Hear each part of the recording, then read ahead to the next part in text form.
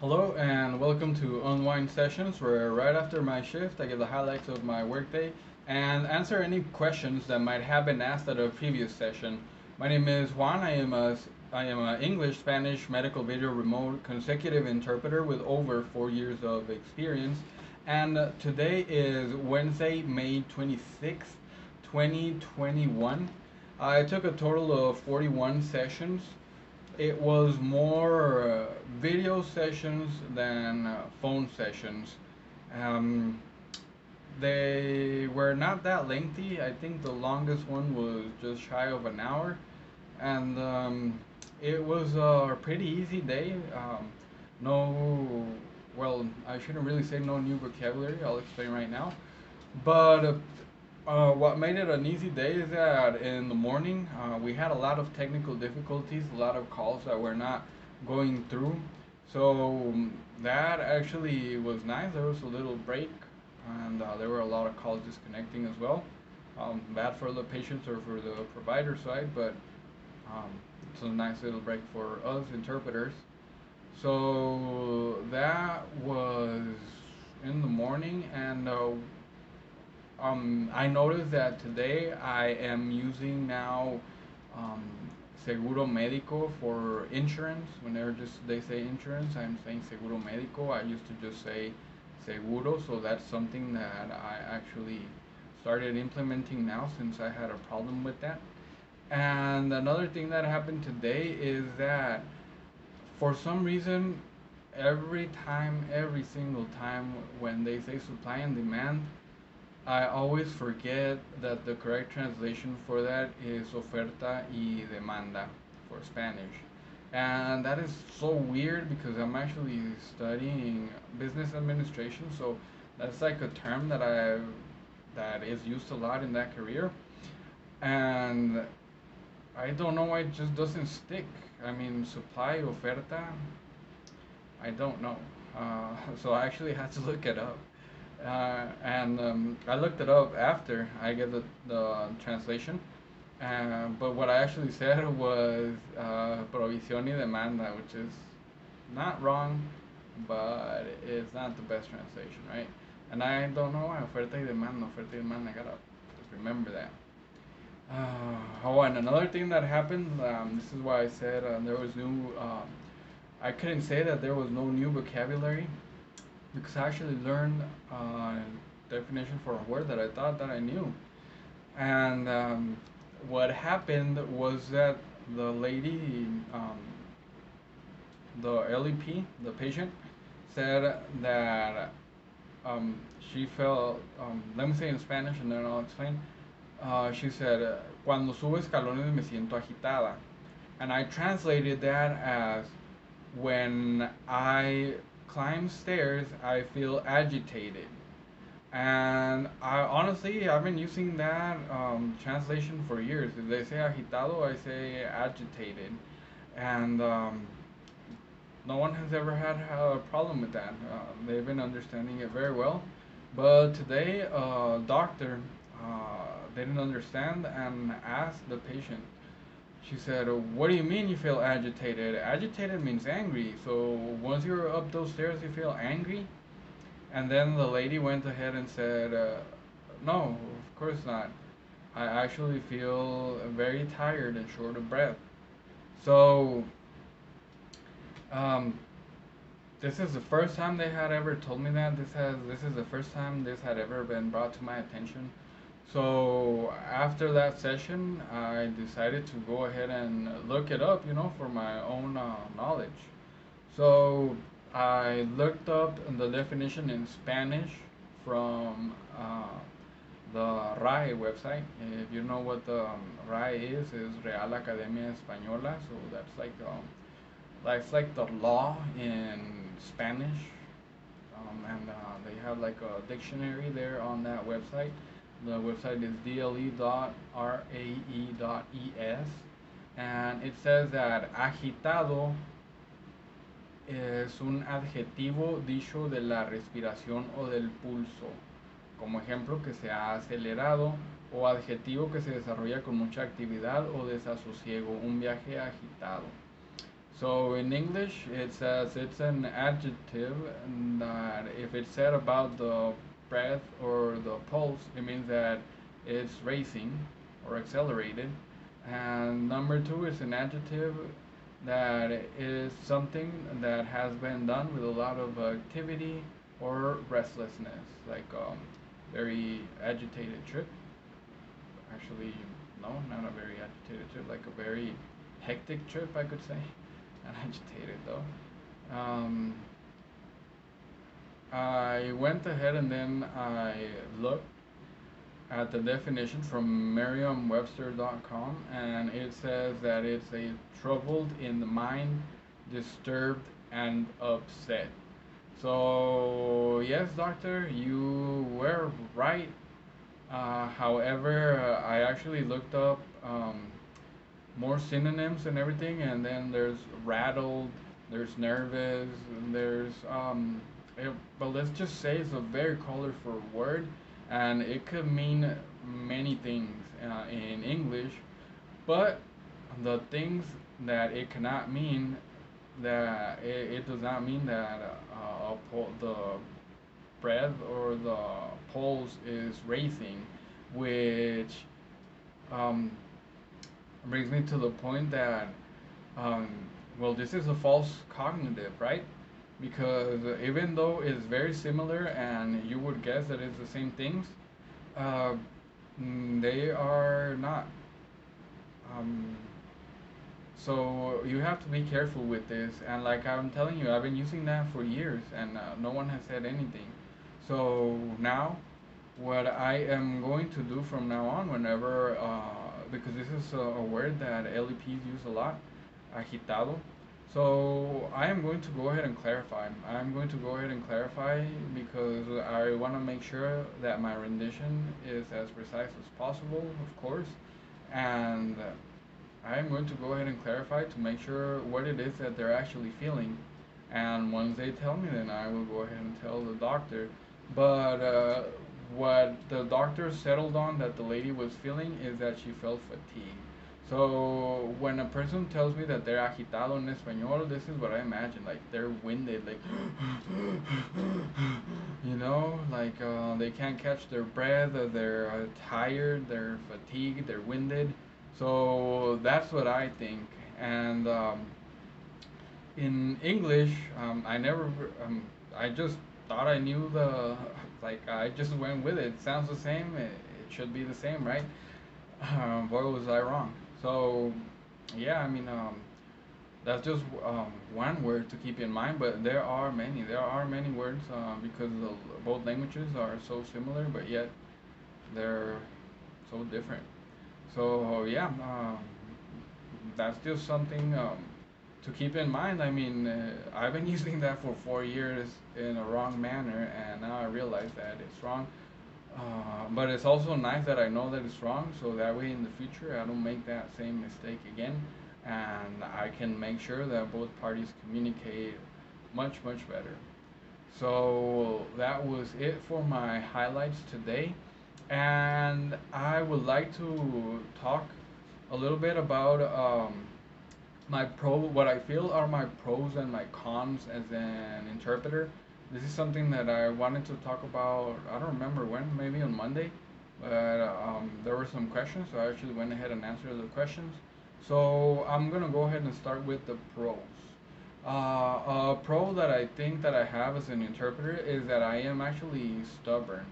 And by stubborn, I mean that I don't give up. I don't give up that easily, and or I should say, it's yeah, I don't give up that easily. But it's very, very, very, very hard for me to actually give up.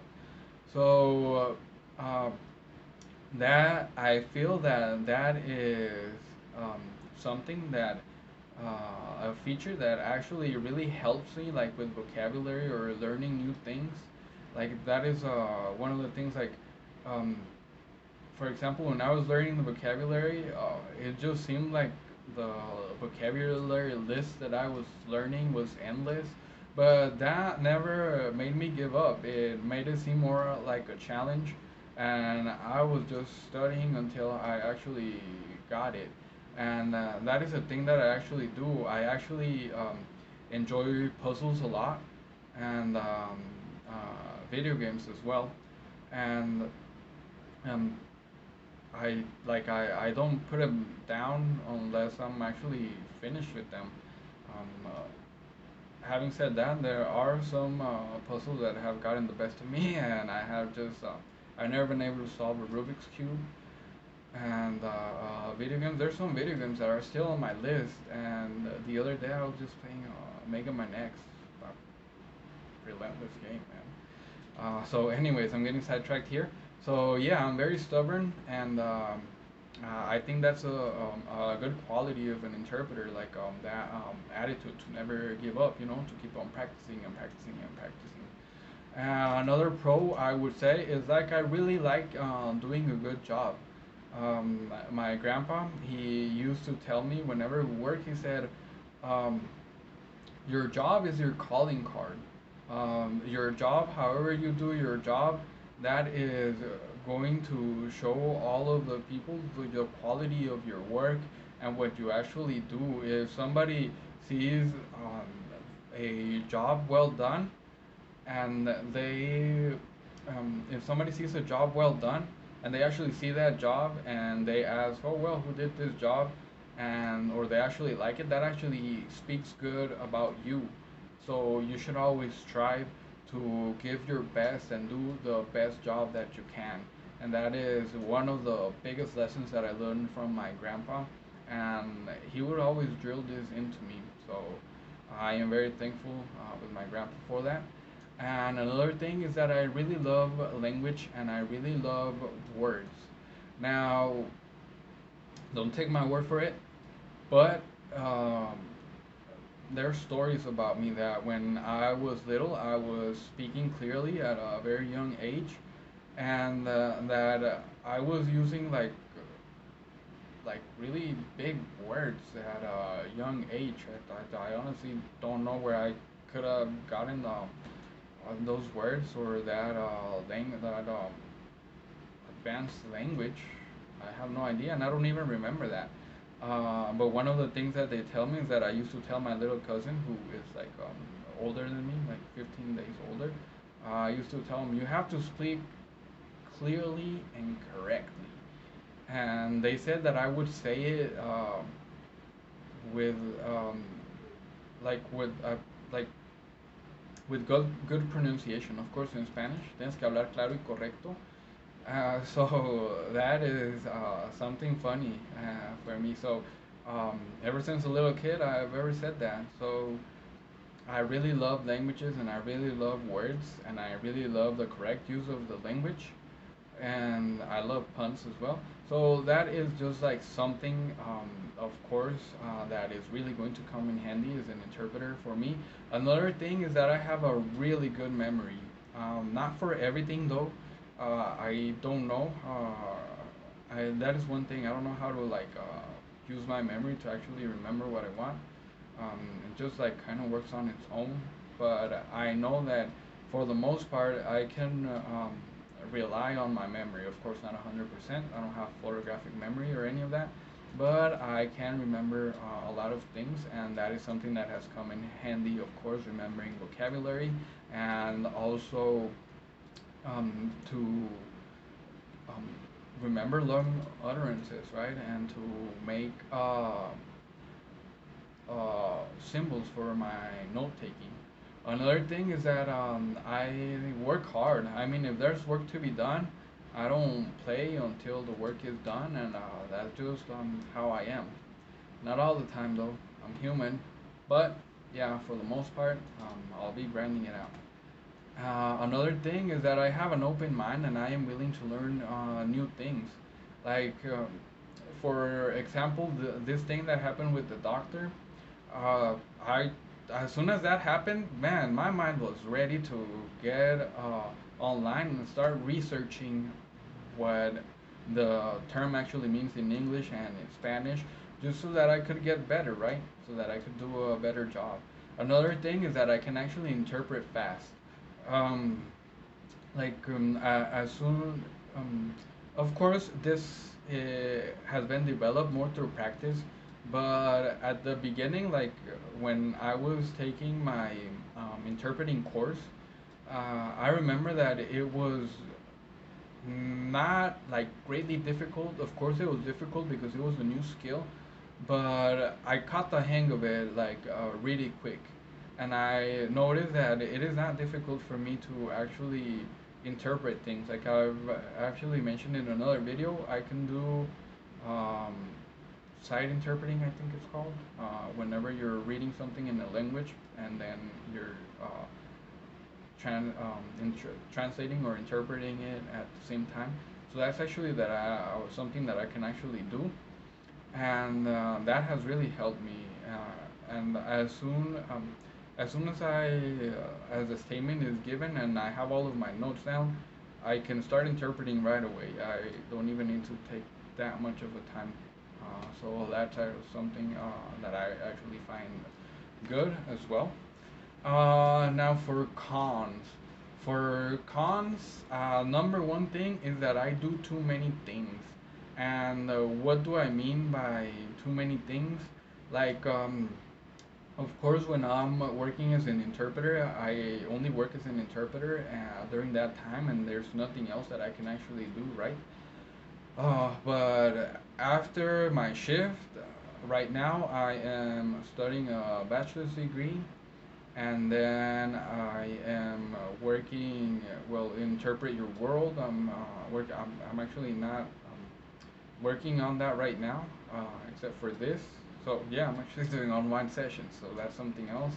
And then my family, then the house, um, exercise, and then just learning other things and studying. So it just takes up my time so bad, and I don't really have time to like practice or do other things to actually become a better interpreter. So I would say that's a big con, because I'm not working to actually be a better interpreter. Like I've just settled and I'm happy with the interpreter that I am. Another thing is that I stay up too late sometimes. This happened yesterday, and it makes it hard to interpret when you would rather be sleeping, and that is very true. Whenever I don't get a good night's sleep, it's very hard. It depends. Sometimes I do well, but other times it's just impossible. And like I mentioned on the very first video that I published here on YouTube, um, sometimes falling asleep on screen or almost falling asleep is horrible, man. I don't wish that on anybody. It feels just so horrible. So yeah, that's another con. And another thing is that sometimes I interpret literally. Um, when, like for example, in this case, or well, no, that's a bad example. But for example, I don't even know. I can't even think of an example. But let's just say that I'm supposed to say like figuratively, like the damn. I don't know. I didn't sleep well last night. I need to tell you guys that. so, like for example, if I'm supposed to say like a figuratively thing. Oh, so great. Like if I'm supposed to give the like the meaning of something and not the literal meaning, but actually, uh, damn, this is so bad today. But anyways, you know what I mean. Like I don't want to spend too much time on this, so I'm just gonna skip right to the next one. But yeah, whenever I am supposed to say something figuratively, I go ahead and interpret it literally, and you can see what confusion that could actually make. And another thing is that I really like interpreting, but I am not in love with interpreting. Like if they would actually tell me you're going to be an interpreter for your whole life and that is going to be your main job forever until the day that you die, I would feel bummed out, but I wouldn't really feel like really bad because it's a job that I actually enjoy and I actually like doing it. but it's not my dream job. Another thing is that I am not really a people person. I am really passive, and honestly, I don't like to bother people. And if if I don't like, for example, if somebody gives their opinion and um, I don't agree with their opinion, but um, I don't have to convince them or anything. It has no effect over me. Whatever they say does not affect me in any way. Then I will just leave them be, and I will not interact with this person at all. I'll just let them be, and even though I don't agree with them or anything, and that is something that actually carries over to interpreting.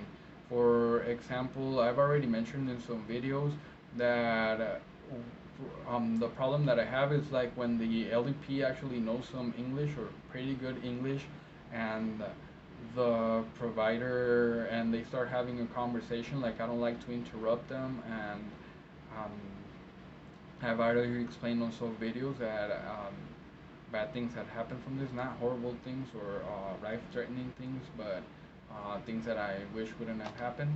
Like for example, a lady telling me that I was not doing my job, she was right, and then another thing with my job that they told me that I had to take charge in those situations, and that I actually had to um, know what the LEP and the client or the provider wanted at that time, and that is one thing that I don't do, and I wish I could get better at it.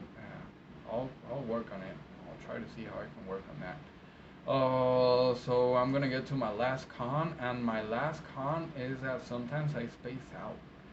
And what do I mean by spacing out? I'll just be writing down my notes and listening to the speaker, and then all of a sudden a thought comes into my mind, and then I lose my train of thought as to what the client or the LDP was saying, and then I had to ask for a repetition on that. That doesn't happen that very often, but it happens more times than I would like. And then I'm pretty sure it has probably happened to you, and you can see how much of a problem that is. So yeah, those are my pros and my cons as an interpreter, and that is pretty much for me today. Please leave your questions on the comments, and I will answer some of them on the next sessions. Remember, I'll be here every Monday through Friday after work. I don't know if there will be an unwind session tomorrow. The reason is because I gotta go fix some things with the government, and I am only going to work half a day, so I don't know. I'm still debating on that. Um, that depends. If there's some noteworthy things to talk about, then yeah, I'll have a new session. If not, I'll just give you one of the sessions that I haven't posted up on YouTube from the past. So we'll see what happens with that. So thanks so much for watching. Please like and subscribe if you liked the video and have not done so for more content. And don't forget to share. Happy interpreting. Goodbye.